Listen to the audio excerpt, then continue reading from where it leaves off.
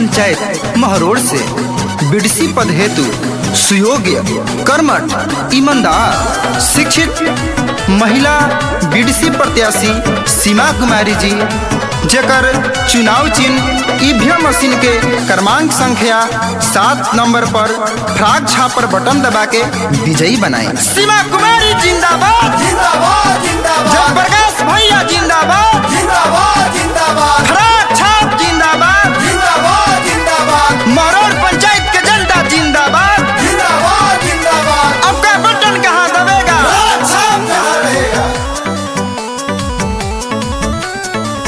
महरोड़ पंचायत से हथवा जोड़ेली सीमा कुमारी,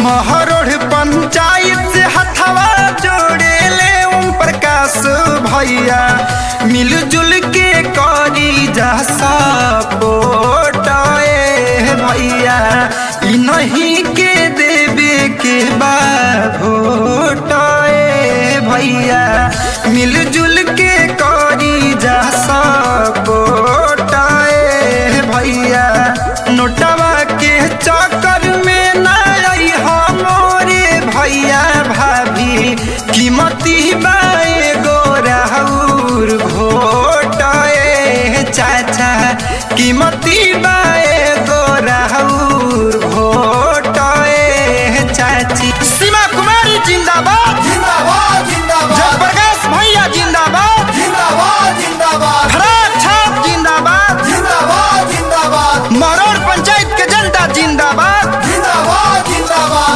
आपका बटन कहाँ दबेगा? छाप जहाँ रहेगा। हरी गली नाली बनी भैया, मौका जानी गवाई हा, गली नाली बनी भैया, मौका जानी गवाई हा, 7 नंबर फराक छपपा बटन दबई हा, 7 नंबर फराक छपपा बटन दबई हा, 7 नंबर फराक छपपा। सीमा कुमारी जिंदाबाद, जिंदाबाद जिंदाबाद, जयप्रकाश भैया जिंदाबाद, जिंदाबाद जिंदाबाद, फ्राग छाप जिंदाबाद, जिंदाबाद जिंदाबाद, महरोड़ पंचायत के जनता जिंदाबाद। जिंदाबाद जिंदाबाद। आपका बटन कहाँ दबेगा? छाप जहाँ रहेगा। झांसा में जोनी आई बोई नहीं से विकास पाई,